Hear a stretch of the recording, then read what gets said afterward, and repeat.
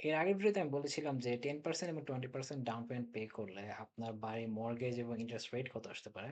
তো আজকের ভিডিওতে আমি বলব যে সেই মর্টগেজে অ্যাপ্রুভ হওয়ার জন্য আপনার মান্থলি ইনকাম কত হতে হবে।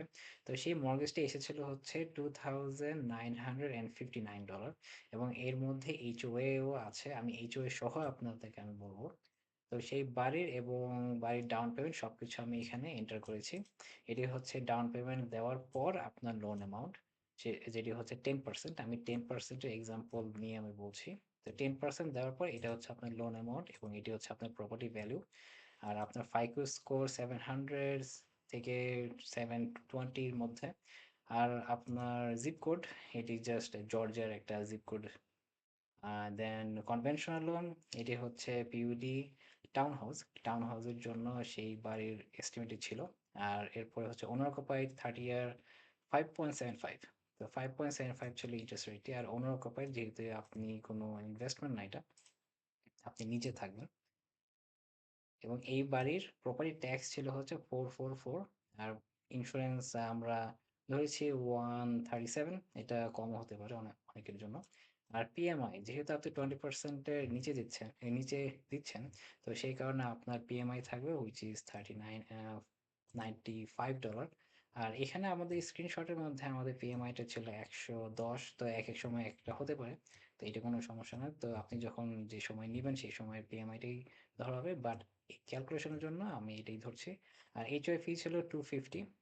অ্যান্ড আপনার যদি $6,000 ইনকাম হয় তাহলে আপনি এই বাড়ির জন্য কোয়ালিফাই হবেন। সেই সেই বাড়ির জন্য আপনি কোয়ালিফাই হবেন। এটি হচ্ছে $6,000 যদি ইনকাম হয়।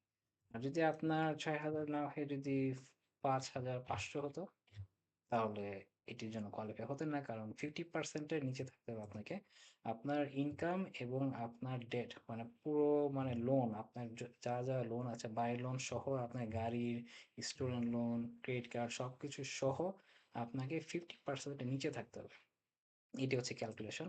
তা আমরা এখানে যদি $6,000 ইনকাম হয় আপনার, তাহলে আপনি 50%-এর নিচে, তো আপনি তখন কোয়ালিফাই হবেন। কিন্তু যদি আপনার যদি যদি কোনো ক্রেডিট কার্ড থাকে, আমি কিন্তু এখানে ক্রেডিট কার্ডের সবকিছু জিরো করা হয়েছে।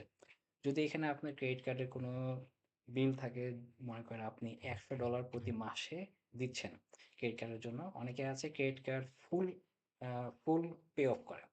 তো যারা ফুল পে অফ করে ওদের কোনো সমস্যা নেই, ওরা ওদের জন্য জিরো। কিন্তু যারা প্রতি মাসে মিনিমাম দিচ্ছে, অথবা যাদের গাড়ির খরচ আছে, গাড়ির 100, 200, 300 অথবা 500 হতে পারে অনেকের, তো সবগুলো একসাথে যোগ করবেন এবং ধরেন ক্রেডিট কার্ড, গাড়ি সবকিছু সহ আপনার ধরেন $500 পার মান্থ আপনার বিল আসছে লোনে। সেই সময় আপনি কোয়ালিফাই হবেন না যদি আপনার $6,000 ইনকাম হয়।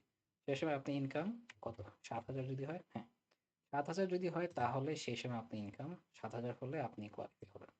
তো এইভাবে আপনাকে অ্যাডজাস্ট করে নিতে হবে। আপনি আমার ওয়েবসাইটে এসে এই সবগুলো ক্যালকুলেশন করতে পারেন। এই ওয়েবসাইটে হচ্ছে আমার amfa/mortgage calculator।